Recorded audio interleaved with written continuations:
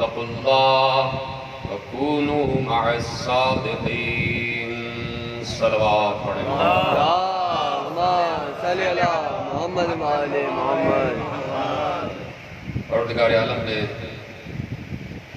عالم انسانیت سے عالم ارواح میں جس غم کا وعدہ لیا تھا اس غم کی فصل آ پہنچی۔ سبحان اللہ سبحان اللہ۔ یہ غم غم حسین، یہ اصل میں غم رسول ہے۔ ہم یہ جملہ نہ کہتے اگر رسول نے حسین کو اپنے جیسا نہ کہا ہوتا۔ سبحان اللہ سبحان اللہ۔ سبحان اللہ سبحان اللہ۔ حسین مجھ سے ہے اور میں حسین سے ہوں۔ سبحان اللہ سبحان اللہ۔ تو اس کا مطلب ہے کہ حسین پر رونا اصل میں رسول پر گریا ہے، اور یہ حسین پر رونا یہ ہماری فرمائش نہیں ہے، یہ ہمارا تقاضا نہیں ہے، یہ ہم نے طلب نہیں کیا ہے، یہ رسول کی بیٹی نے طلب کیا کہ بابا جب آپ بھی نہیں ہوں گے،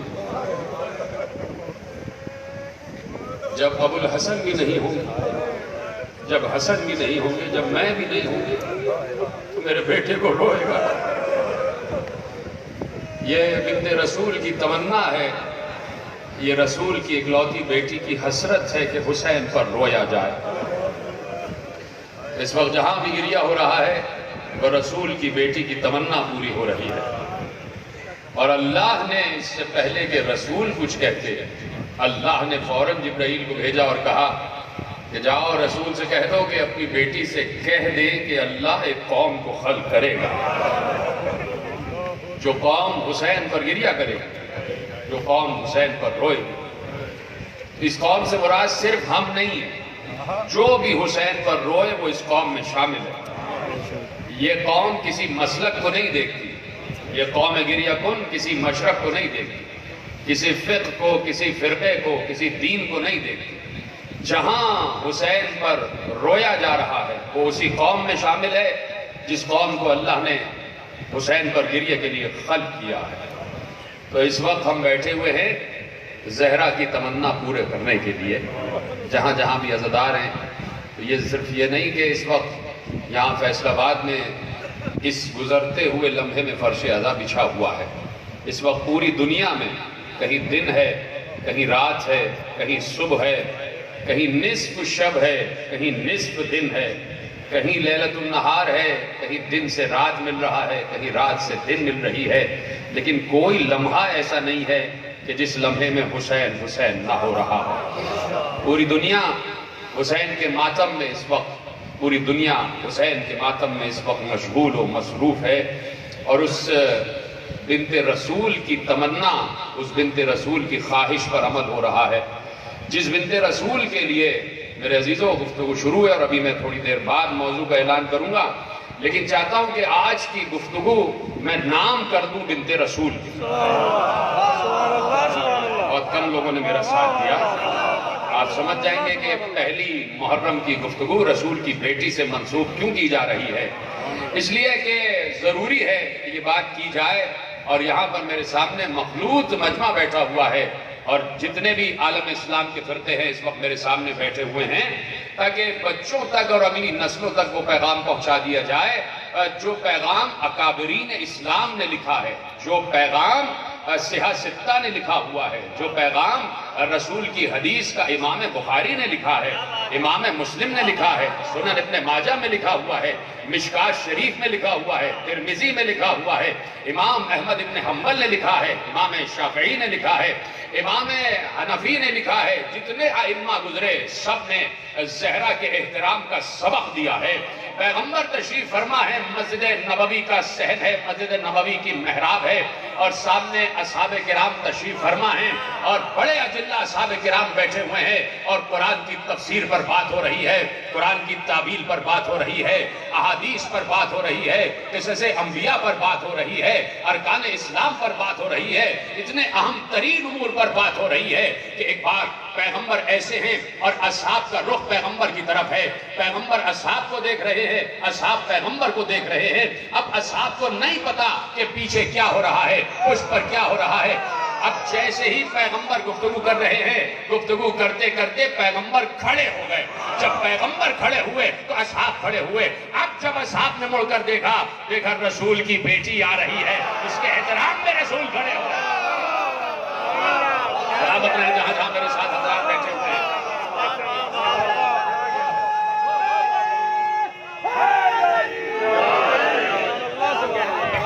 پیغمبر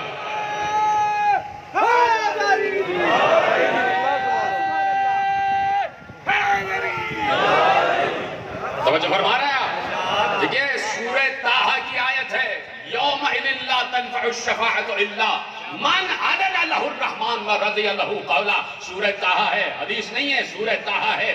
حدیث نہیں ہے کہ جس پہ بحث ہو جائے کہ ہے یا نہیں ہے، کس نے کہا ہے کس نے نہیں کہا ہے، قرآن کی آیت ہے۔ سورہ طٰہٰ میں اللہ ارشاد فرما رہا ہے، یومئذ لا تنفع الشفاعۃ الا من اذن له الرحمن ورضی له قولا۔ اس دن یعنی قیامت کے دن کسی کی شفاعت کام نہیں آئے گی سوائے اس کے جسے رحمان کہے۔ لا تنفع الشفاعۃ الا من اذن له الرحمن ورضی له قولا۔ اس دن یعنی قیامت کے دن کسی کی شفاعت کام نہیں آئے گی سوائے اس کے جس کے قول سے اللہ راضی ہو۔ اس لفظ راضی کو یاد رکھنا، جس کے قول سے اللہ راضی ہو، جسے اللہ اذن دے اور جس کے قول سے اللہ راضی ہو۔ سورہ طٰہٰ میں اللہ نے ارشاد فرما دیا اور اب رسول کھڑے ہو گئے۔ اصحاب نے دیکھا اور رسول کی بیٹی سر سے لے کر پاؤں تک برقعے میں ملبوس، چادر تطہیر میں ملبوس، ہاتھ میں دستانے، پاؤں میں موزے، اور ایسے میں رسول کی بیٹی رسول کے پاس آئی۔ رسول کھڑے ہو گئے اور جب رسول کھڑے ہوئے اس وقت تک نہیں بیٹھے جب تک بیٹی نہ بیٹھ جائے۔ اس وقت تک تشریف فرما نہ ہوئے جب تک رسول کی بیٹی نہ بیٹھ جائے، اور اس وقت تک اپنی بیٹی کو نہ بٹھایا جب تک اپنی ابا اتار کر زمین پر نہ بٹھا دیا۔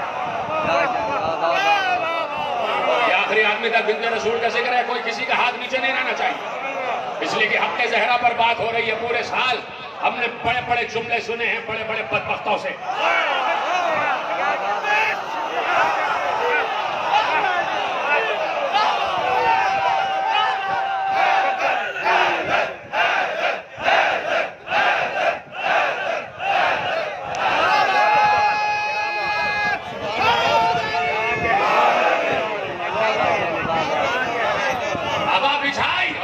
تم یہاں بیٹھو۔ بیٹی اور باپ میں گفتگو ہوئی، جب بیٹی کھڑی ہوئی باپ دوبارہ کھڑے ہو گئے، اصحاب کھڑے ہو گئے، اور اس وقت تک کھڑے رہے جب تک زہرا اپنے حجرے میں نہ چلی گئی۔ جب چلی گئی تو رسول بیٹھ گئے، اور جب رسول بیٹھ گئے اصحاب کرام، سلام ہوا اصحاب کرام پہ جنہوں نے یہ احادیث محفوظ کی۔ اصحاب کرام نے ہاتھ جوڑ کر پوچھا، یا رسول اللہ، بیٹی کے احترام میں کھڑے ہو گئے، اس احترام کی وجہ کیا ہے؟ اس احترام کی وجہ کیا ہے؟ آیت یاد ہے کہ یومئذ لا تنفع الشفاعۃ الا من اذن له الرحمن ورضی له قولا۔ اس دن کسی کی شفاعت کام نہیں آئے گی مگر اس کی جس کے قول سے اللہ راضی ہو، جس سے اللہ راضی ہو۔ جیسے ہی پوچھا بیٹی کا احترام کیوں ہے، کہا کہ تم نے مجھ سے نہیں سنا کہ اے زہرا، جس سے تو راضی اس سے اللہ راضی۔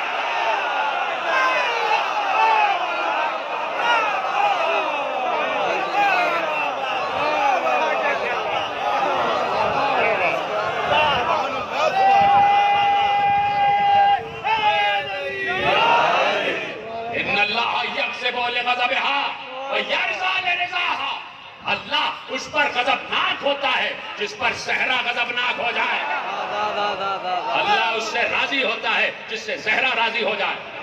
اب جو زہرا کو خطا پر کہے کیا اس سے زہرا راضی ہوگی؟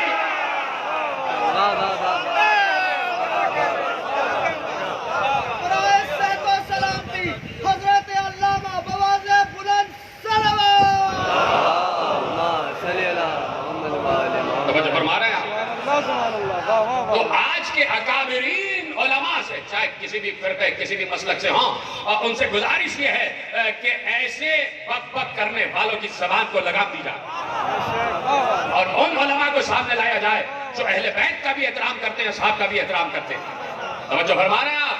ان اللہ یغضب لغضبها ویرضى لرضاها، جس سے زہرا راضی اس سے اللہ راضی، جس سے زہرا راضی اس سے اللہ راضی۔ کون کہہ رہا ہے؟ کون کہہ رہا ہے؟ وہ رسول جس سے اللہ راضی،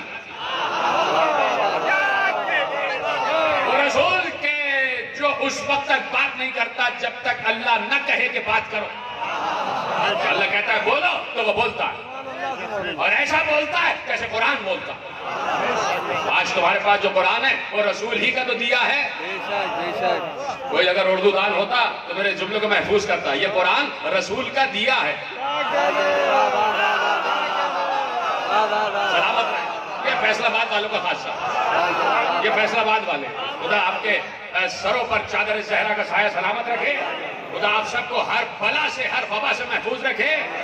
آپ کو علم عباس کے سائے میں دے رہا ہوں، اور یہ بات یاد رکھنا، جو یہاں سے اٹھے گا وہ شفا لے کے جائے گا، بیماری لے کے نہیں جائے گا۔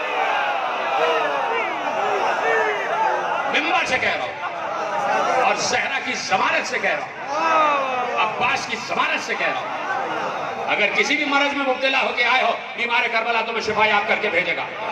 توجہ فرما رہے ہیں، ان اللہ یغضب لغضبہا ویرضی لرضاہا، جس سے زہرا راضی اس سے رب راضی، جس پر زہرا غضبناک اس پر رب غضبناک، اس پر رب غضبناک۔ میں کیا کروں کہ امام بخاری کا نام تو لیا جاتا ہے، امام محمد ابن اسماعیل بخاری علیہ الرحمہ، صاحب صحیح البخاری، اتنا بڑا نام ہے عالم اسلام کا کہ بعد کتاب الباری صحیح البخاری۔ اگر اللہ کی کتاب کے بعد کوئی کتاب ہے تو عالم اسلام کی روح سے صحیح بخاری ہے۔ اتنا بڑا امام عالم اہل سنت کا امام محمد ابن اسماعیل بخاری، افسوس یہ ہے کہ امام اسماعیل بخاری تک کو نہ پڑھا گیا۔ عالم اسلام نے ابھی صحیح بخاری کا دورہ نہیں کیا، ابھی دورے پڑھ رہے ہیں۔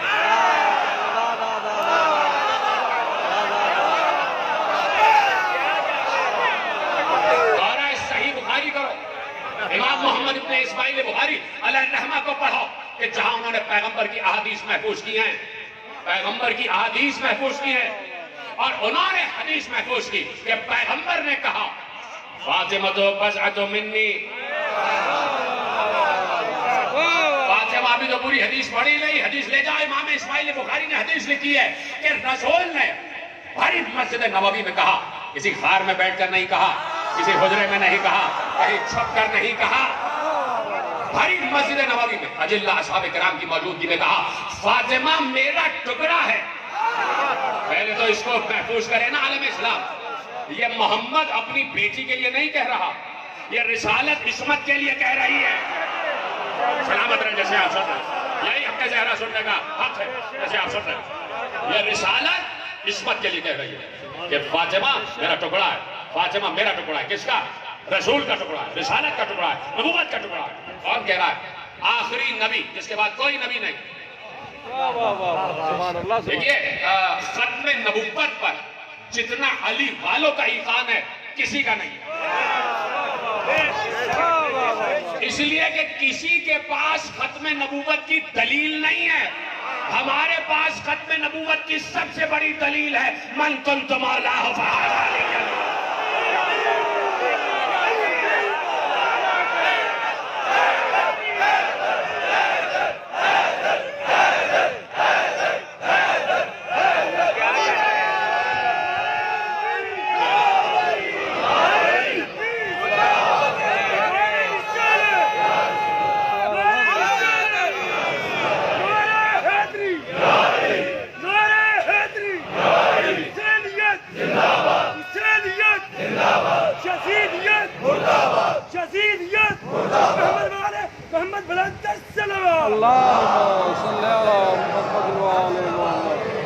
توجہ ہے؟ کون کہہ رہا ہے؟ خاتم النبیین کہہ رہا ہے، افضل المرسلین کہہ رہا ہے، اولو العزم نبی کہہ رہا ہے، صاحب شریعت نبی کہہ رہا ہے، فخر آدم و نوح و ابراہیم و موسیٰ و عیسیٰ کہہ رہا ہے، علی کا بھی مولا کہہ رہا ہے، زہرا کا بابا کہہ رہا ہے، حسنین کا نانا کہہ رہا ہے، اصحاب کا صاحب کہہ رہا ہے۔ کیا کہہ رہا ہے؟ کہ فاطمہ میرا ٹکڑا ہے۔ اگر رسول کہہ رہا ہے تو رسالت کا ٹکڑا، اگر نبی کہہ رہا ہے تو نبوت کا ٹکڑا، جو ہے کہ نہیں؟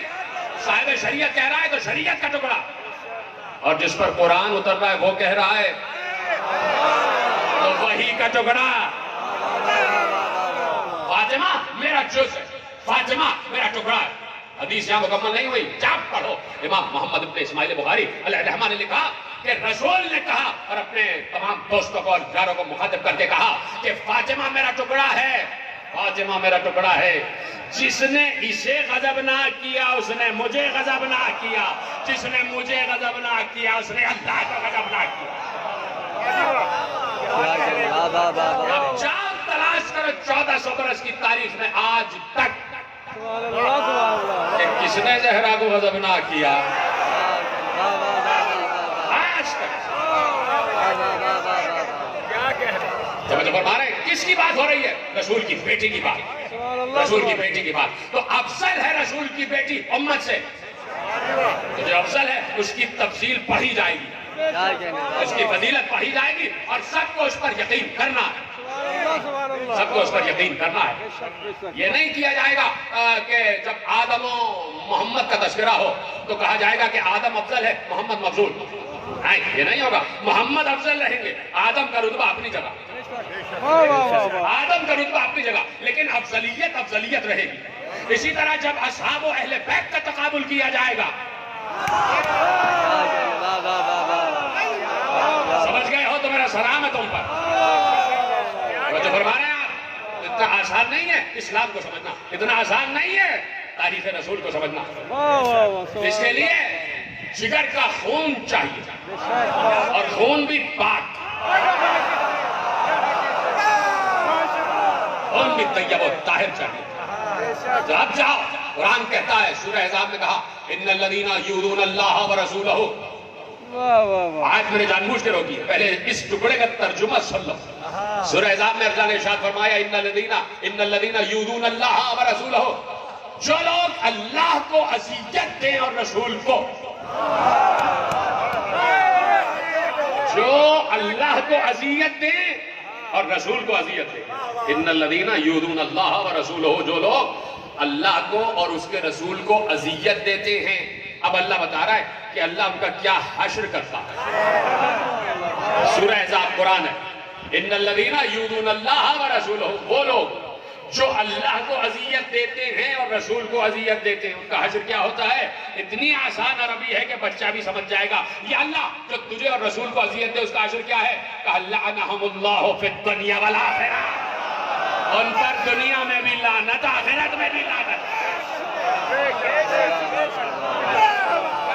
لعنہم اللہ فی الدنیا والآخرہ وأعد لہم عذابا مہینا، ان پر اللہ کی دنیا میں بھی لعنت، آخرت میں بھی لعنت۔ لفظ لعنت قرآن کا ہے، جو کر رہے ہیں ان سے نہ پوچھو، جنہوں نے چھوڑا ہے ان سے پوچھو۔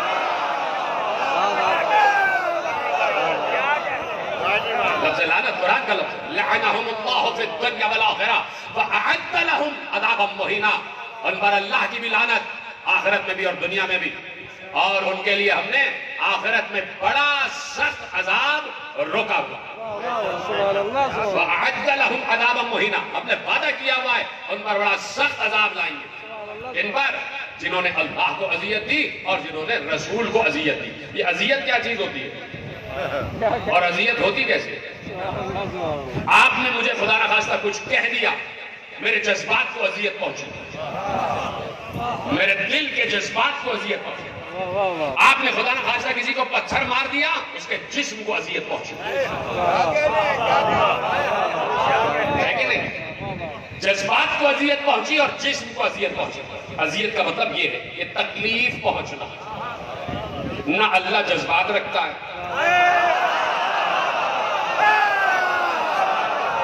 نہ اللہ جسم رکھتا ہے ہماری طرح، وہ ہماری طرح جسم نہیں رکھتا، وہ ہماری طرح جذبات نہیں رکھتا۔ پھر اذیت کا کیا سوال ہے؟ نہ تیرے جذبات ہیں نہ تیرا جسم ہے، پھر تجھے اذیت کیسے ہوتی ہے پروردگار؟ تو اب دیکھیں نا، کم از کم علم الوہیت پر بات کی جائے، علم توحید پر بات کی جائے۔ میری طرف دیکھتے رہے، میری طرف دیکھتے رہے۔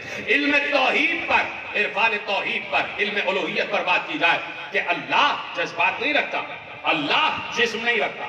اذیت یا تو جذبات کو ہوتی ہے یا جسم کو ہوتی ہے، تو یا اللہ تجھے کیسی اذیت ہو گئی؟ تجھے کیسی اذیت؟ نہ تو جذبات رکھے نہ تو جسم رکھے، تو اب یہ بات ہمیں تو معلوم ہو گئی کہ اللہ کو معلوم نہیں ہے کہ نہ میرے جذبات ہے نہ میرا جسم ہے. اللہ کو تو معلوم ہے نا. اس کو پتا ہے کہ 1400 برس بعد اتنے عقل مند لوگ آ جائیں گے جو یہ کہیں گے کہ پروردگار تجھے کیسے اذیت ہوتی ہے. تو اس دن کے لیے تاکہ کسی ذہن میں سوال نہ رہے، اس دن کے لیے پیغمبر نے، اللہ نے اپنے پیغمبر سے کہا ذرا یہ حدیث بھی دے دو کہ جس نے فاطمہ کو اذیت پہنچائی اس نے مجھے اذیت پہنچائی، جس نے مجھے اس نے اللہ کو.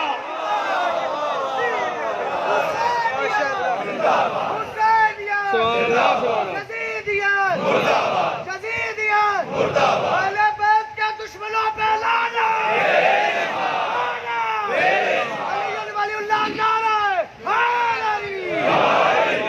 تو جو ہے تو کیسے اور کہاں سے یہ علوم لیے جائیں، کہاں سے اور کس سے یہ علوم لیے جائیں کہ جہاں توحید کی اصل معرفت ہو جائے. توجہ ہے یا ادھر ادھر چلے گئے؟ کہاں سے وہ علوم لیے جائیں کہ جو علم توحید کہلائے، جو علم معرفت توحید کہلائے، جس علم کے ذریعے معلوم ہو جائے کہ اللہ کون ہے، کیسا ہے. کہاں سے لیے جائیں اور کس سے لیے جائیں؟ اس دن کے لیے اللہ نے قرآن میں آیت رکھی یا ایھا الذین آمنوا اتقوا اللہ وکونوا مع الصادقین. اتنی آسان آیت تھی کہ ترجمہ آپ انتظار ہی نہیں کرنا چاہیے. یہی تو میں نے سرنامے میں آیت پڑھی ہے اور اب میں موضوع کا اعلان کرنے جا رہا ہوں. اسی دن کے لیے اللہ نے کہا جب علوم چاہیے، ہر سوال کا جواب چاہیے، جو بھی تمہارے ذہن میں سوال اٹھے، اس دن کے لیے ہم نے کہا یا ایھا الذین آمنوا اتقوا اللہ وکونوا مع الصادقین. اے وہ لوگوں جو ایمان لائے، اللہ کا تقوی اختیار کرو اور صادقین کے ساتھ ہو جاؤ. صادقین کے ساتھ ہو جاؤ. اور اس صادقین کے ساتھ ہونے کے لیے ساتھ ہو جاؤ. تو کب تک ہو جاؤ؟ کیا کہنے. کب تک ہو جاؤ؟ کس وقت تک ہو جاؤ؟ کیا اب سوال پیدا ہو رہا ہے کیا صادقین کی ضرورت صرف نبی کے عہد تک تھی یا بعد میں بھی ہے؟ کیا کہنے. نوجوان دوست بیٹھے ہوئے جو میرے ساتھ فکر کرنے کے عادی ہیں، جو تفاحش کے عادی ہیں، ان کے لیے جملہ عرض کر رہا ہوں کہ کیا صادقین کی ضرورت صرف دور نبی تک تھی یا آج تک ہے؟ بتایا جائے. عالم اسلام سے سوال ہے کب تک ہے صادقین کی ضرورت؟ جب تک دنیا میں ایک بھی جھوٹا موجود ہے تب تک ایک سچے کی ضرورت ہے. جب تک جھوٹ ہے تب تک ضروری ہے کہ کوئی نہ کوئی صادق ہو. مثلا میں آپ کے سامنے ایک مثال رکھتا ہوں.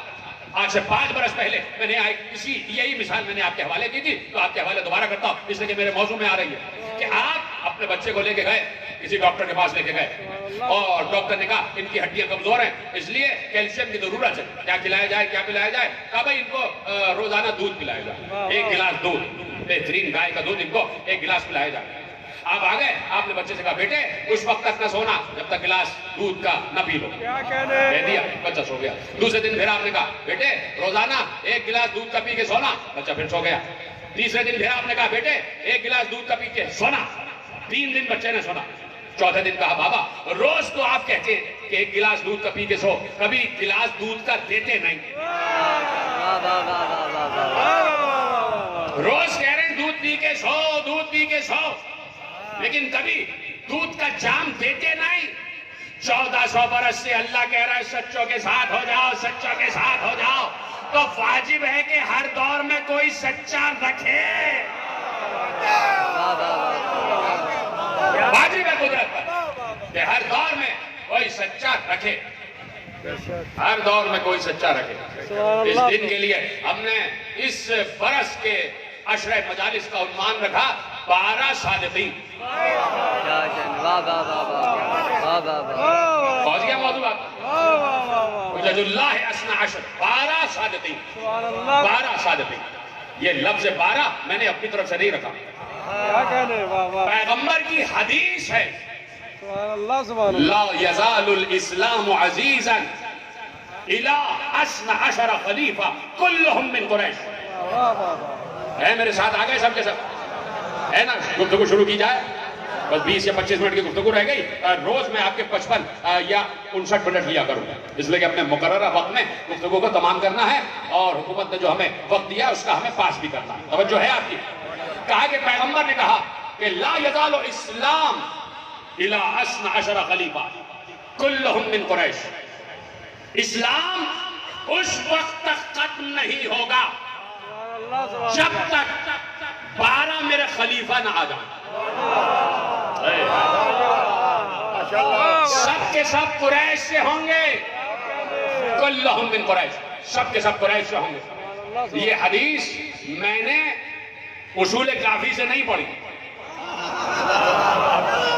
یہ حدیث میں نے من لا یحصر الفقیہ سے نہیں پڑھی، یہ حدیث میں نے تہذیب سے نہیں پڑھی، یہ حدیث میں نے استفسار سے نہیں پڑھی، نہ میں نے شیخ صدوق کے حوالے سے پڑھی، سب جگہ موجود ہے لیکن اس وقت کی بات کر رہا ہوں۔ یہ حدیث میں نے شیخ صدوق علیہ رحمہ کے حوالے سے نہیں پڑھی، شیخ مفید علیہ رحمہ کے حوالے سے نہیں پڑھی، شیخ محمد ابن یعقوب کلینی علیہ رحمہ کے حوالے سے نہیں پڑھی، شیخ توسی کے حوالے سے نہیں پڑھی، علامہ ہلی کے حوالے سے نہیں پڑھی، یہ حدیث میں نے پڑھی ہے امام اسماعیل بخاری کے حوالے سے۔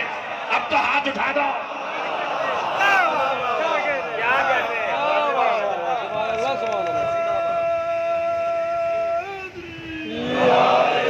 صحیح بخاری، امام محمد ابن اسماعیل بخاری نے حدیث محفوظ کی، صرف صحیح بخاری نہیں، مسلم، ابو داؤد، سنن ابن ماجہ، نسائی، اس کا حوالہ دو، سیاہ ستہ میں یہ حدیث ایسے ہی لکھی ہے کہ میرے بعد 12 خلیفہ ہوں گے اور سب کے سب قریش سے ہوں گے۔ کون کہہ رہا ہے؟ وہ کہہ رہا ہے جو بغیر وحی نہیں بولتا۔ میرے بعد 12 خلیفہ ہوں گے، سب کے سب قریش سے ہوں گے، سب کے سب قریش سے ہوں گے، رسول کہہ رہے ہیں اور اجلہ اصحاب کرام کی موجودگی میں کہہ رہے ہیں۔ اللہ نے کہہ دیا اذ اخذ اللہ میثاق بنی اسرائیل، ہم نے بنی اسرائیل سے میثاق لیا تھا۔ کیا میثاق لیا تھا؟ ہم نے ان سے میثاق لیا جو ہمیں میثاق لینا تھا، سورہ مائدہ، اور ہم نے انہی میں سے 12 رہبر مقرر کیا۔ منہم 12 نقیبا۔ سلامت رہے، اتنی توجہ سے سن رہے ہیں، یہ آپ کی توجہ ہے، خدا خوش رکھے آپ کو، خدا آپ کے دامن علم کو اور وسعت دے۔ قرآن کہہ رہا ہے سورہ مائدہ میں ہم نے بنی اسرائیل میں 12 نقیب یعنی 12 ہادی مقرر کر دیا، انہی میں سے 12 کا لقب قرآن میں، 12 کا لفظ قرآن میں، 12 کا لفظ قرآن میں آ گئی آیت محفوظ کر لی سورہ مائدہ کہ ہم نے 12 نقیب بنی اسرائیل میں مقرر کر دیا۔ کس نے مقرر کیا؟ ساتھ ساتھ چلتے جائیں نا، اللہ نے۔ 12 کا لفظ عدد اللہ کو پسند، والسماء ذات البروج، قرآن کی آیت، مجھے اس آسمان کی قسم جس میں بروج ہے، بروج جمع ہے برج کی، یہ گھر سے کل پڑھ کے آنا کہ برج ہیں کتنے، تو سمجھ گئے اب تو میرا سلام۔ اللہ کہہ رہا ہے مجھے اس آسمان کی قسم نہیں جس میں 11 برج ہیں، یا جس میں 10 برج ہیں، یا جس میں 13 برج ہیں، مجھے اس آسمان کی قسم جس میں 12 برج ہیں۔ اسی پر بات ہوگی، نوجوان خوش ہو رہے ہیں اور میں ان کو دیکھ کر خوش ہو رہا ہوں، اور جو ہے تو اللہ نے لفظ رکھ دیا سورہ مائدہ میں 12 کا لفظ، 12 اپنے بنی اسرائیل میں 12 نقیب مقرر کر دیا، اور وہی جو انبیاء کی آخری کڑی ہے، اس نے کہا لا یزال اسلام، جب تک اس وقت تک اسلام کو زوال نہیں آئے گا جب تک اس میں 12 خلیفہ نہ آ جائیں، اور سب کے سب قریش سے ہوں گے۔ 12 خلیفہ، یہ لفظ یاد کر لیا، اس لیے بار بار ایمفیسائز کر رہا ہوں تاکہ اب جو میں آگے گفتگو کرنے جا رہا ہوں تو بار بار مجھے یہ کہنے کی ضرورت نہ پڑے، اور میں نے حوالے دے دی سیاہ ستہ میں، یہ حدیث چونکہ دو موجود ہے جیسے میں نے آپ کے حوالے کیا، توجہ ہے۔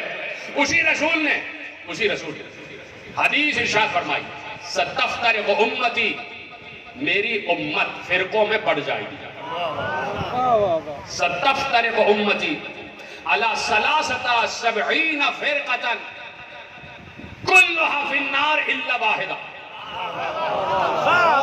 سمجھ گئے بھائی؟ وہ کم از کم ہاتھ اٹھا دیا کرے جو عربی سے سمجھ جائیں۔ ستفترق امتی علی 73 فرقة کلها فی النار الا واحدہ، میری امت 73 فرقوں میں بڑھ جائے گی، سب کے سب جہنم میں جائیں گے سوائے ایک کے۔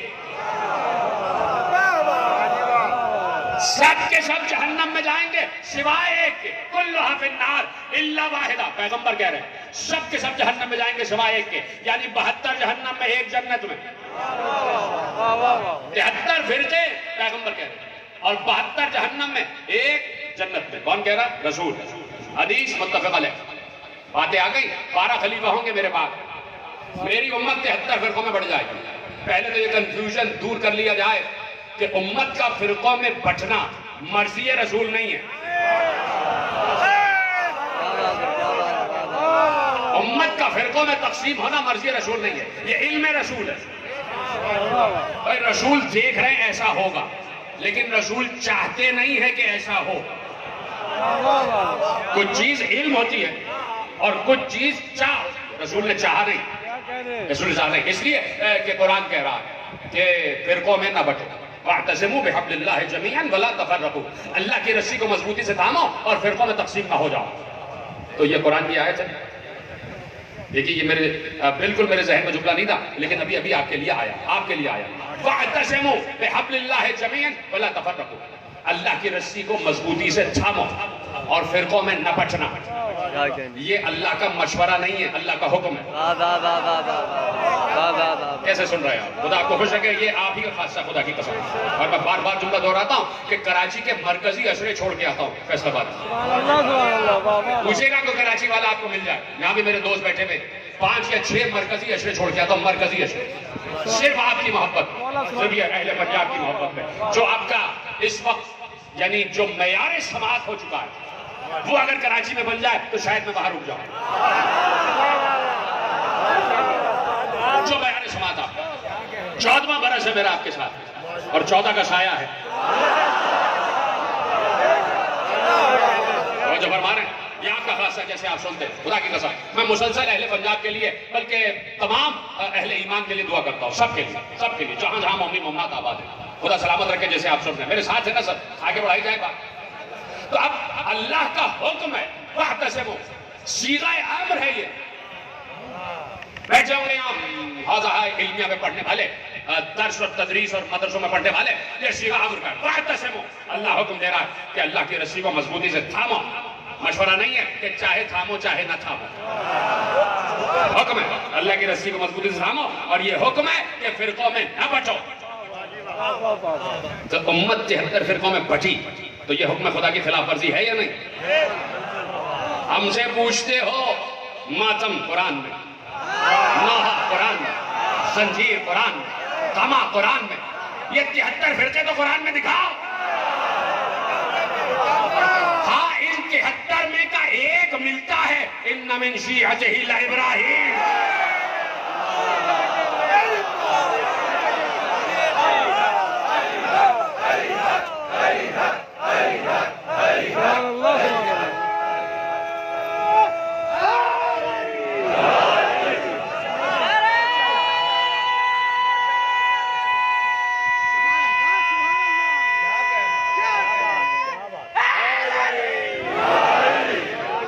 فرما رہے ہیں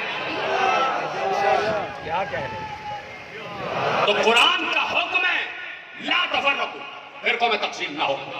تو پیغمبر ایسا کچھ چاہتے ہی نہیں جو قرآن نہ چاہے۔